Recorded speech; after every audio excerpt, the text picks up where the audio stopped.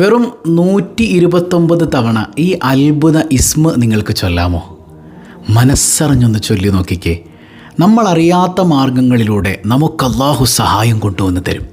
സാമ്പത്തികമാകട്ടെ, ആരോഗ്യമാകട്ടെ, നമ്മൾ അനുഭവിക്കുന്ന പ്രശ്നങ്ങളിൽ നിന്നുള്ള മുക്തിയാകട്ടെ, എന്തും ഏതും എല്ലാ പ്രശ്നങ്ങൾക്കും പരിഹാരം തരുന്ന അത്ഭുതങ്ങളുടെ കലവറയായ ഒരു ഇസ്മ.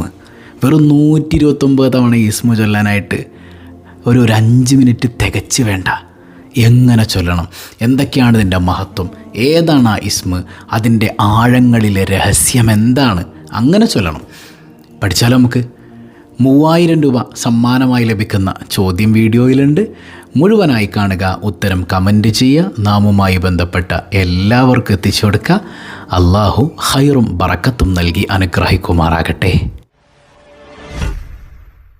അസ്സലാമു അലൈക്കും വറഹ്മത്തുള്ളാഹി വബറകാതുഹു. എന്തൊക്കെയുണ്ട് എല്ലാവരുടെയും വിശേഷം? സന്തോഷമല്ലേ? എവിടെ പുഞ്ചിരിച്ചു കൊണ്ടൊരു ഹംദ് പറഞ്ഞ് അൽഹംദുലില്ലാഹി റബ്ബിൽ ആലമീൻ.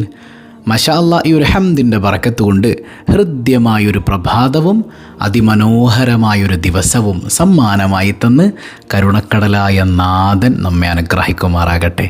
ഹാപ്പിയല്ലേ എല്ലാവരും? ഹാപ്പിയല്ലേ? ചിരിച്ചേ. അൽഹംദുലില്ലാ. അല്ലാഹു റബ്ബുൽ ആലമീൻ എന്നെന്നും ഇതുപോലെ ചിരിക്കാൻ നമുക്ക് തൗഫീക്ക് നൽകട്ടെ. അപ്പോൾ ഇന്ന് നമ്മുടെ മനസ്സിലുള്ള എല്ലാ സങ്കടങ്ങൾക്കും പരിഹാരം നൽകുന്ന, നമുക്ക് ജോലി നേടിത്തരുന്ന, പ്രയാസങ്ങളിൽ നിന്ന് മുക്തി തരുന്ന, സാമ്പത്തികം തരുന്ന, ആരോഗ്യം തരുന്ന, ശിഫ തരുന്ന, പറഞ്ഞാൽ തീരാത്തത്ര മഹത്വങ്ങളുള്ളൊരു ഇസ്മ. അസ്മാഉൽ ഹുസ്ന എന്ന് പറഞ്ഞാൽ തന്നെ അത്ഭുതമാണല്ലേ, അത്ഭുതങ്ങളുടെ കലവറയാണ്. അപ്പോൾ അതിൽ വളരെയധികം പ്രത്യേകതയുള്ളൊരു ഇസ്മ. ശരിക്കും ഈ ഇസ്മിൻ്റെ അത്ഭുതം നമ്മൾ അറിഞ്ഞു കഴിഞ്ഞാൽ പടച്ചോനെ ഇത്ര നാൾ അറിയാതെ പോയല്ലോ അല്ലാ എന്നുള്ളൊരു സങ്കടം നമ്മുടെ മനസ്സിലേക്ക് വരും. അപ്പോൾ ഇതിൻ്റെ ആഴങ്ങളിലേക്ക് ഇറങ്ങിയിട്ട് ചെറിയ നിലക്ക് നമുക്കൊന്ന് പഠിക്കാം. 129 തവണ നമ്മൾ പതിവാക്കേണ്ട ആ ഇസ്മ ഏതാണ്? യാ ലത്തീഫ്. യാ ലത്തീഫ്. ഓടിപ്പോലെ ഞാൻ പറഞ്ഞുതരാം അതിൻ്റെ രഹസ്യം എന്താണെന്ന്. യാ ലത്തീഫ്, ദയയുള്ള അല്ലാഹ്. അങ്ങനെ ദയാലുവായ അല്ലാഹ്, കാര്യങ്ങൾ മയപ്പെടുത്തി ചെയ്തു തരുന്ന അല്ലാഹ്, അദൃശ്യമാർഗങ്ങളിലൂടെ അവൻ്റെ കാരുണ്യം ചൊരിയുന്ന അല്ലാഹ്. മഹാനായ ഇബ്രാഹിം ഇബ്നു അദ്ഹം റളിയല്ലാഹു അൻഹു കേട്ടിട്ടുണ്ടെങ്കിൽ? ഇബ്രാഹിം ഇബ്നു അദ്ഹം റളിയല്ലാഹു അൻഹു വലിയ രാജാവായിരുന്നു രാജകൊട്ടാരത്തിലല്ലേ. അങ്ങനെ അള്ളാഹിനോടുള്ള പ്രണയം തീവ്രമായപ്പോൾ രാജകൊട്ടാരമൊക്കെ ഉപേക്ഷിച്ച് കാട്ടിലേക്ക് ഇറങ്ങിയ മഹാനാണ്. അങ്ങനെ മഹാനായ ഇബ്രാഹിം ഇബ്നു അദ്ഹം റളിയല്ലാഹു അൻഹു തൻ്റെ യാത്രക്കിടയിൽ ഒരു സ്ഥലത്ത് തളർന്നിങ്ങനെ കടന്നു പോവാണ്. അത്ര വിശപ്പ് സഹിക്കാൻ പറ്റണില്ല. അങ്ങനെ ആകെ ഒരു കാട്ടിലൊറ്റപ്പെട്ട് ഒരു ബോധം മറയുന്നത് പോലുള്ളൊരവസ്ഥ. കയ്യിലാണെങ്കിൽ ഒരു റൊട്ടിയുടെ കഷ്ണം മാത്രമേ ഉള്ളൂ. നിങ്ങൾ ചിന്തിച്ച് നോക്കണം കേട്ടോ, അത്ര ഒറ്റപ്പെട്ട് കൊടുങ്കാട്ടിൽ കിടന്നു പോകുന്നൊരു മനുഷ്യൻ. അപ്പോഴാണ് ആ കാടിൻ്റെ മറ്റൊരു ഭാഗത്ത് ഒരു യാത്രാ സംഘം ഇങ്ങനെ പോണത്. ആ യാത്രാ സംഘത്തിൻ്റെ കൂടെ ഒരു നായയുണ്ട്. ഈ നായ അവരുടെ അടുക്കൽ നിന്ന് കുറച്ചപ്പുറത്തേക്ക് ഓടി ഇങ്ങനെ വന്ന് ഇബ്രാഹിം ഇബ്നു അദ്ഹം റളിയല്ലാഹുവിൻ്റെ അടുക്കലെത്തി. ഈ നായ വിശന്നിട്ടിങ്ങനെ ഇബ്രാഹിം അദ്ഹം റളിയല്ലാഹുവിൻ്റെ അടുക്കൽ നിന്നിങ്ങനെ വാലാട്ടാൻ തുടങ്ങി. അതിൻ്റെ മുഖത്തുണ്ട് വിശപ്പ് സഹിക്കാൻ പറ്റണില്ല. അപ്പോൾ മഹാനായ ഇബ്രാഹിം ഇബ്നു അദ്ഹം റളിയല്ലാഹു അൻഹു കയ്യിലുള്ള റൊട്ടി, തനിക്ക് വിശന്ന് തളർന്ന് പൊരിഞ്ഞിരിക്കുമ്പോൾ ആകെ കയ്യിലുള്ളത് റൊട്ടിയാണ് അല്ലേ, ആ റൊട്ടി ഈ നായക്ക് കൊടുത്തു. അത് കഴിച്ച് ഇബ്രാഹിം അദ്ഹം റളിയല്ലാഹുവിൻ്റെ വിശപ്പ് മാറൂല, കയ്യിലുണ്ട് പക്ഷേ അല്ലേ, അതെങ്കിലും ഒന്ന് കഴിക്കാമെന്ന് കരുതുമ്പോഴാണ് ഈ നായ വരുന്നത്. പക്ഷേ തൻ്റെ പട്ടിണിയേക്കാൾ വലുത് എനിക്ക് അള്ളാൻ്റെ ഈ സൃഷ്ടിയുടെ പട്ടിണിയാണ് അല്ലേ. അങ്ങനെ ഇബ്രാഹിം റളിയല്ലാഹു അൻഹു എന്ത് ചെയ്തു? ആ റൊട്ടി കഷ്ണം ആ നായക്ക് കൊടുത്തു. ആ നായ അതിങ്ങനെ കഴിച്ചുകൊണ്ടിരിക്കുമ്പോൾ ഈ നായയെ തേടിയിട്ട് അതിൻ്റെ ഉടമകൾ ഇങ്ങനെ വരാൻ തുടങ്ങി. അന്വേഷിച്ച് അവരിങ്ങനെ ആ നായ നടന്ന വഴിയിലൂടെ നടന്ന് നായ്ക്കുട്ടിയുടെ അടുത്തെത്തി. അപ്പോൾ തൊട്ടടുക്കലത് ഒരു മനുഷ്യൻ കിടക്കുന്നുണ്ട്. ഒരു കാലത്ത് തങ്ങളുടെ രാജാവായിരുന്ന, പിന്നെ സുഹദിൻ്റെ പാതയിലേക്ക് ഇറങ്ങിയ ഇബ്രാഹിം ഇബ്നു അദ്ഹം റളിയല്ലാഹു അൻഹു.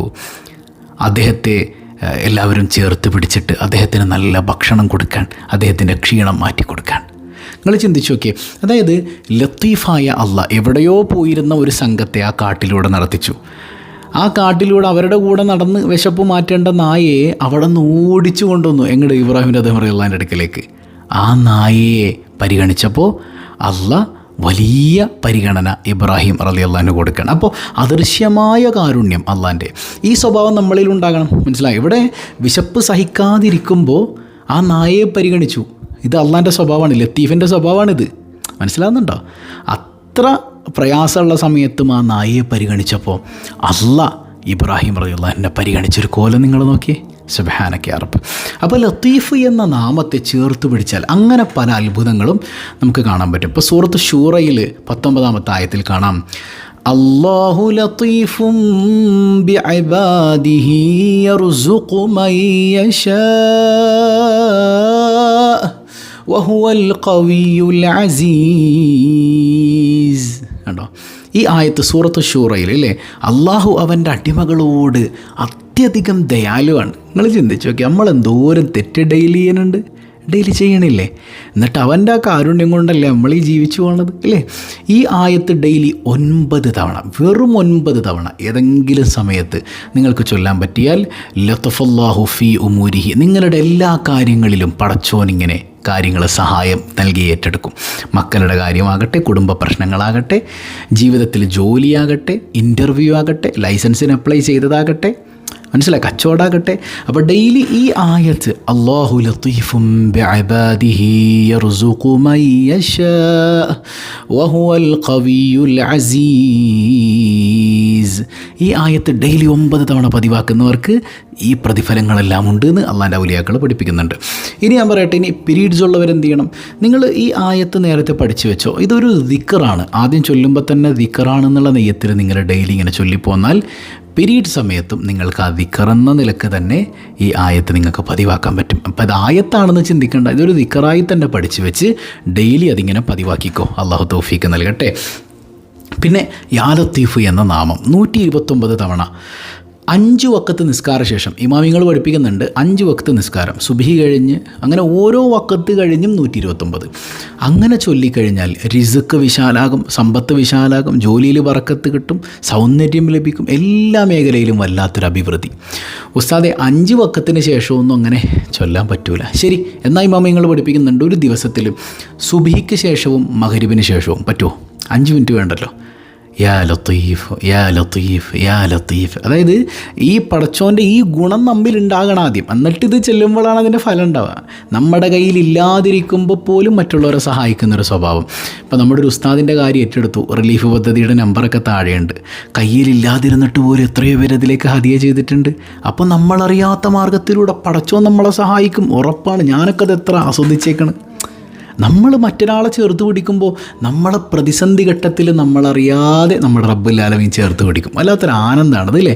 ഏതായാലും ഡെയിലി സുബ്ഹി കഴിഞ്ഞിട്ട് മഗ്രിബ് കഴിഞ്ഞിട്ട് അങ്ങനെയെങ്കിലും ചൊല്ലുക. ഇനി പീരീഡ്സ് ഉള്ളവരാണെങ്കിൽ നിസ്കാരം വേണ്ട, ആ സമയത്ത് ഇത് ചൊല്ലിയാൽ മതിയല്ലോ.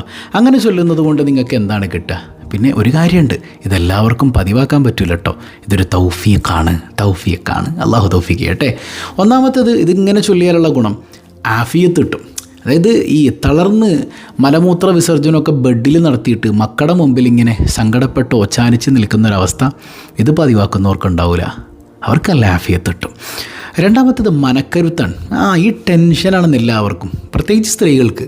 ഒരു സംഗതി പറയുമ്പോൾ തന്നെ സങ്കടമാണ്, കരച്ചിലാണ്. ചെറിയ വിഷയം പോലും മനക്കരുത്തോടെ കേൾക്കാൻ പറ്റില്ല. അപ്പം മനക്കരുത്ത് മനസ്സിന് ബലമുണ്ടാകാൻ സഹായിക്കും. മൂന്നാമത്തേത് ശത്രു. അതാരാണ്? മനുഷ്യനായ ശത്രുവാകട്ടെ, ജിന്നായ ശത്രുവാകട്ടെ, അല്ലേ, പിശാചാകട്ടെ, എല്ലാ ശത്രുക്കളിൽ നിന്നും പടച്ചോൻ്റെ ഒരു വല്ലാത്ത കാവൽ ഈ ദിക്ർ 129 തവണ പതിവാക്കുന്നവർക്ക് ലഭിക്കുമെന്നുള്ളതാണ്. അതുപോലെ നാലാമത്തേത് ജനങ്ങൾക്കിടയിൽ സ്വീകാര്യത എന്ന് പറഞ്ഞാൽ ഈ പ്രത്യേകിച്ച് അള്ളാഹുവിൻ്റെ സ്വാലിഹീങ്ങൾ, നല്ല മനുഷ്യരായ ആളുകളുടെയൊക്കെ മനസ്സിൽ നിന്നെ കാണുമ്പോൾ ഒരു വല്ലാത്ത സ്നേഹം, ഒരു പരിഗണന, ഇതുവരെ കിട്ടാത്തൊരു പരിഗണന പെട്ടെന്ന് കുടുംബത്തിലും നാട്ടുകാർക്കിടയിലും സ്വാലിഹീങ്ങൾക്കിടയിലും പ്രത്യേകിച്ചും കിട്ടും. കുടുംബത്തിലൊന്നും കിട്ടിയില്ലെങ്കിലും നാട്ടുകാരുടെ ഇടയിലൊന്നും കിട്ടിയില്ലെങ്കിലും അള്ളാനെ അറിഞ്ഞവരുടെ കൽബിൽ നമുക്കൊരു സ്വീകാര്യത കിട്ടിക്കഴിഞ്ഞാൽ അത് മതിയില്ലേ, ഇല്ലേ? അവിടെ നമ്മൾ പ്രവേശിച്ചാൽ നമ്മൾ രക്ഷപ്പെട്ടില്ലേ. അള്ളാഹു തൗഫീഖ് ചെയ്യട്ടെ. അഞ്ചാമത്തേത് ഐശ്വര്യവും ബറക്കത്തും. കുടുംബത്തിൽ, ജോലിയിൽ, സമ്പത്തിൽ, വാഹനത്തിൽ, എല്ലാ മേഖലയിലും, മക്കളിൽ ഒക്കെ എല്ലായിടത്തും ഒരു ബറക്കത്തിങ്ങനെ നിറഞ്ഞു നിൽക്കുന്നത്, ഐശ്വര്യം നിറഞ്ഞു നിൽക്കുന്നത് ആസ്വദിക്കാൻ പറ്റും. അതുപോലെ ആറാമത്തേത് അള്ളാഹുവിൻ്റെ കാവലിങ്ങനെ ഹിഫുൽ ഹിമായത്തിങ്ങനെ കൂടെ ഉണ്ടാവും, പടച്ചോൻ കൂടെ ഉണ്ട് എന്നുള്ളൊരു ബോധ്യം. അതാണ് ഹസ്ബി റബ്ബി ജല്ലല്ലാ മാ ഫീ ഖൽബി ഗൈറുല്ലാ നൂർ മുഹമ്മദ് സല്ലല്ലാ ലാ ഇലാഹ ഇല്ലല്ലാ. ഈ ദുആ അല്ല, ഈ ഒരു ദിക്റിൻ്റെ ബോധ്യം എന്താ? എൻ്റെ കൂടെ എൻ്റെ റബ്ബുണ്ട്. ഈ ബോധ്യം, ഈ കാവലായി തന്നെ നിങ്ങളുടെ കൂടെ ഉണ്ടാകും. ഇന്ന മഅ റബ്ബി, എൻ്റെ കൂടെ എൻ്റെ പടച്ചോനുണ്ടെന്ന് ഒറ്റ വാക്കേ പറഞ്ഞുള്ളൂ മൂസാ നബി ഇല്ലേ. ചെങ്കടൽ രണ്ടായി മാറിക്കൊടുത്തു, എന്നിട്ട് നടുക്കൂടെ ഇങ്ങനെ നടന്നു പോയി എന്നാണ്. അള്ളാഹ് കൂടെ ഉണ്ടെങ്കിൽ എല്ലാം സാധ്യം. മനസ്സിലായോ? അള്ളാഹു തൗഫീക്ക് ചെയ്യട്ടെ.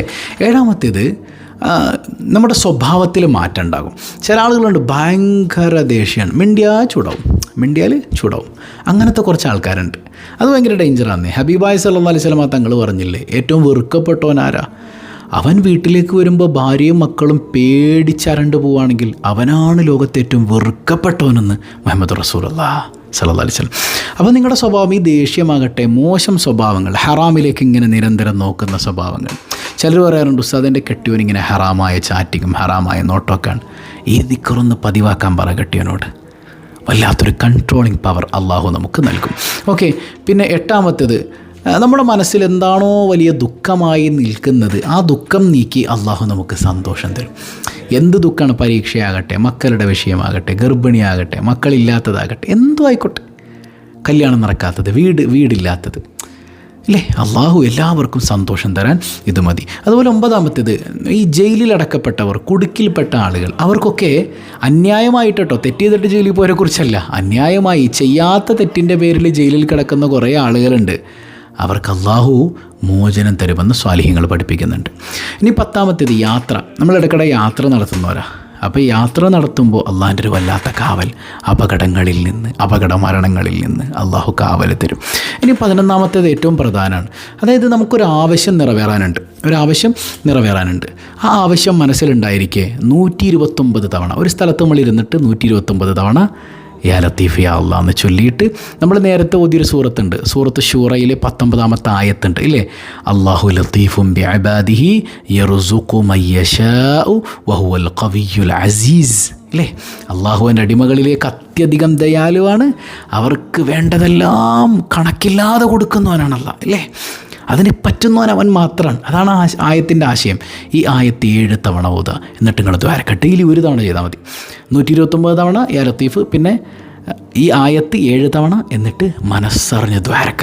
എത്ര വലിയ ആഗ്രഹമാണെങ്കിലും അള്ളാഹു അത് നടപ്പാക്കി തരും. ഓക്കെ, ഇനി ഒരു കാര്യം കൂടെ ഞാൻ പറയാം. അതായത് നമുക്കിടയിൽ ഒരുപാട് രോഗങ്ങൾ കൊണ്ട് ബുദ്ധിമുട്ടുന്നവർ വീട്ടിലുണ്ട്, അയൽവക്കത്തുണ്ട്, കുടുംബക്കാരിലുണ്ട്.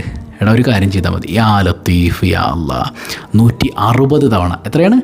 160 തവണ ഓതിയിട്ട് സൂറത്ത് ശുഅറാ, നേരത്തെ നമ്മൾ സൂറത്ത് ശൂറയാണ് പറഞ്ഞതെങ്കിൽ ഇത് സൂറത്ത് ശുഅറാ. സൂറത്ത് ശുഅറായിലെ 78ാമത്തെ ആയത്ത് മുതൽ 85ാമത്തെ ആയത്ത് വരെ അല്ലേ. അല്ലദീ ഖലഖനീ ഫഹുവ യഹ്ദീൻ വല്ലദീ ഹുവ യുത്ഇമുനീ വയസ്ഖീൻ വഇദാ മരിൽതു ഫഹുവ യശ്ഫീൻ എന്ന് തുടങ്ങുന്ന ഈ ആയത്തുകൾ, ഈ പറഞ്ഞ 78, 78, 79, 80, 81, 82, 83, 84, 85 8 ആയത്തുകൾ ഓതിയിട്ട് രോഗിക്ക് മന്ത്രിച്ചു കൊടുക്കുക, വെള്ളത്തിൽ മന്ത്രിച്ചു കൊടുക്കുക. രോഗം സുഖപ്പെടുന്നത് നിങ്ങൾക്ക് അനുഭവിച്ചറിയാൻ പറ്റും. ഒരുപാട് ആളുകൾ വെള്ളപ്പൊക്കമൊക്കെ കൊണ്ട് ബുദ്ധിമുട്ടുന്നുണ്ട്. മഴക്കെടുതിയിൽ നിന്നൊക്കെ അള്ളാഹു കാവൽ തരട്ടെ. ഈ ഇസ്മിൻ്റെ ബർക്കത്ത് കൊണ്ട് അള്ളാഹു കാവൽ നൽകി അനുഗ്രഹിക്കുമാറാകട്ടെ. പ്രയാസങ്ങളൊക്കെ കുറവുണ്ടോ എല്ലാവർക്കും? ഇന്നും പല ജില്ലകളിലും സ്കൂളില്ല. ഇപ്പോൾ എറണാകുളത്തൊന്നും ഇന്ന് സ്കൂളില്ല. മനസ്സിലായി? ഇപ്പോൾ എത്ര ദിവസമായി പിള്ളേരൊക്കെ സ്കൂളിൽ പോയിട്ട്. അപ്പോൾ കുഞ്ഞുങ്ങളെയൊക്കെ പ്രത്യേകം ശ്രദ്ധിക്കണം. ഈ കളിക്കുമ്പോഴൊക്കെ പ്രത്യേകിച്ച് പലതും ഒഴുകി വരുന്ന സമയമൊക്കെയാണ്. അപ്പോൾ സൂക്ഷ്മത പാലിക്കണം എന്നുണർത്തുകയാണ്. അപ്പോൾ ഇന്നലെ നമ്മൾ ചോദിച്ചു, ആദ്യമായി ലോകത്ത് നര ബാധിച്ചത് ആർക്കാണ്? സയ്യിദുന ഖലീലുല്ലാഹി ഇബ്രാഹിം അലൈഹിസ്സലാമിനാണല്ലേ. അള്ളാഹു എല്ലാവർക്കും ബർക്കത്ത് ചെയ്യട്ടെ. ഇന്നത്തെ സിമ്പിളായൊരു ചോദ്യം, മുത്തറസൂൽ സല്ലല്ലാഹു അലൈഹി വസല്ലമ തങ്ങൾ ജനിച്ചത് ഏത് നബിയുടെ പരമ്പരയിൽ നിന്നാണ്? ആ പരമ്പരയുടെ തുടക്കം ഏതാണ്? കമൻറ്റ് ചെയ്യുക. അള്ളാഹ് ബർക്കത്ത് ചെയ്യട്ടെ. പിന്നെ നമ്മൾ 1 കോടി സ്വലാത്തും ഹദിയ ചെയ്യണം. ഇന്നലെ കുറേ ആളുകൾ 10 ലക്ഷമൊക്കെ ഏറ്റെടുത്തിട്ടുണ്ട്. അള്ളാഹു ബർക്കത്ത് ചെയ്യട്ടെ. എല്ലാവരുടെയും മുറാദ് ഹാസിലാക്കട്ടെ. മുത്തുനബിയുടെ പൊരുത്തം തന്ന് അള്ളാഹു നമ്മെ അനുഗ്രഹിക്കുമാറാകട്ടെ. പതിവായി ചൊല്ലുന്ന ദിക്ർ സുബ്ഹാനല്ലാഹി വബിഹംദിഹി عدد خلقه ورضا نفسه وزنة عرشه ومداد كلماته. سبحان الله وبحمده عدد خلقه ورضا نفسه وزنة عرشه ومداد كلماته. سبحان الله وبحمده عدد خلقه ورضا نفسه وزنة عرشه ومداد كلماته. الحمد لله رب العالمين. അല്ലാഹുമ്മ സ്വല്ലി അലാ സയ്യിദിന മുഹമ്മദിൻ വഅലാ അലി സയ്യിദിന മുഹമ്മദ്. റഹ്മുർ-റഹീമായ റബ്ബേ, ഈ സദസ്സ് നീ സ്വീകരിക്കണേ അല്ലാ. ഇതിൻ്റെ മിസ്ല സവാബ് ആരംഭപ്പൂവായ സ്വല്ലല്ലാഹു അലൈഹി വസല്ലമ തങ്ങളുടെ ഹദറത്തിലേക്ക് എത്തിക്കണേ അല്ലാ. ഈ ഇസ്മിൻ്റെ ബറക്കത്ത് കൊണ്ട് ഞങ്ങളെ നീ കൈപിടിക്കണേ അല്ലാ. നീയല്ലാതെ ഞങ്ങൾക്കൊരു രക്ഷയില്ല അല്ലാ. കരുണക്കടലായ റബ്ബേ, ഞങ്ങളുടെ വേദനകളെല്ലാം നീ അകറ്റണേ അല്ലാ. നിൻ്റെ കാരുണ്യത്തിലല്ലാതെ പ്രതീക്ഷയില്ല അല്ലാ. മഴക്കെടുതിയാൽ പ്രയാസപ്പെടുന്നവരുണ്ട്, നീ ഏറ്റെടുക്കണേ അല്ലാ. ബുദ്ധിമുട്ടുകൾ നീക്കണേ അല്ല. ഈ റിലീഫ് പദ്ധതിയിലേക്ക് ഹദിയകൾ ചെയ്തവരുണ്ട്, ലക്ഷ്യങ്ങളെല്ലാം സാക്ഷാത്കരിക്കണേ അല്ല. കരുണക്കടലായ റബ്ബെ, മദീന കാണാതെ മരിപ്പിക്കല്ലേ അല്ല. ഈ സദസ്സിൽ പങ്കെടുക്കുന്ന എല്ലാവരുടെയും മുറാദുകൾ ഹാസുലാക്കണേ അല്ല. പാപങ്ങൾ പൊറുക്കണേ അല്ല. മനസ്സിലെ നീറ്റലകറ്റണേ അല്ല. അസുഖബാധിതർക്ക് പരിപൂർണ്ണ ശിഫ നൽകണേ അല്ല. മക്കളില്ലാത്തവർക്ക് സ്വാലിഹീങ്ങളായ സന്താനങ്ങളെ കൊടുക്കണേ അല്ല. ഗർഭിണികൾക്ക് സുഖപ്രസവം നൽകണേ അല്ല. വിവാഹപ്രായം എത്തിയവരുണ്ട്, അനുയോജ്യരായ ഇണകളെ നൽകണേ അല്ല. വീടില്ലാത്തവർക്ക് നീ ഹൈറായ എളുപ്പത്തിൽ നൽകണേ അല്ല. ഞങ്ങളിൽ നിന്ന് മരണപ്പെട്ട മാതാപിതാക്കൾ, ബന്ധുമിത്രാദികൾ എല്ലാവർക്കും നീ പുറത്തു കൊടുക്കണേ അല്ല. നീ പുറത്തു കൊടുക്കണേ അല്ല. നീ പുറത്തു കൊടുക്കണേ അല്ല. ആരൊക്കെ മരിച്ചിട്ടുണ്ടോ ഖബർ വെളിച്ചമാക്കണേ അല്ല. ഞങ്ങളാരെയും നീ പെട്ടെന്ന് മരിപ്പിക്കല്ലേ അല്ല. ഞങ്ങളുടെ കുഞ്ഞുങ്ങളെ യതീമാക്കല്ലേ അല്ല. ഞങ്ങളെയും ഞങ്ങളിൽ നിന്ന് മരണപ്പെട്ടവരെയും ഹബീബ് റസൂലുള്ളാഹി സ്വല്ലല്ലാഹു അലൈഹി വസല്ലം തങ്ങളുടെ ബറക്കത്ത് കൊണ്ട് യാ റബ്ബി, യാ റബ്ബി, യാ റബ്ബി, മുത്തുനബിയോടൊപ്പം നിൻ്റെ കാരുണ്യം കൊണ്ട് ഒരുമിപ്പിക്കണേ അല്ല. സ്വബാഹുൽ ഖൈർ കുടുംബത്തെ നീ ഏറ്റെടുക്കണേ അല്ല. ഇത് മറ്റുള്ളവരിലേക്ക് ഷെയർ ചെയ്ത് കൊടുക്കുന്നവർ, പ്രത്യേകിച്ച് റിലീഫ് പദ്ധതിയിൽ സഹായിക്കപ്പെടുന്ന ഒരുപാട് മനുഷ്യന്മാരെ സഹായിക്കുന്നവരുണ്ട്. മുറാദുകളൊക്കെ നീ ഹാസുലാക്കണേ അല്ലാ. ബിഹഖി സ്വല്ലല്ലാഹു അലാ മുഹമ്മദ് സ്വല്ലല്ലാഹു അലൈഹി വസല്ലം, സ്വല്ലല്ലാഹു അലാ മുഹമ്മദ് സ്വല്ലല്ലാഹു അലൈഹി വസല്ലം. അല്ലാഹുമ്മ സ്വല്ലി അലാ മുഹമ്മദ് യാ റബ്ബി സ്വല്ലി അലൈഹി വസല്ലം. വസ്സലാമു അലൈക്കും വറഹ്മത്തുള്ളാഹി വബറകാതുഹു.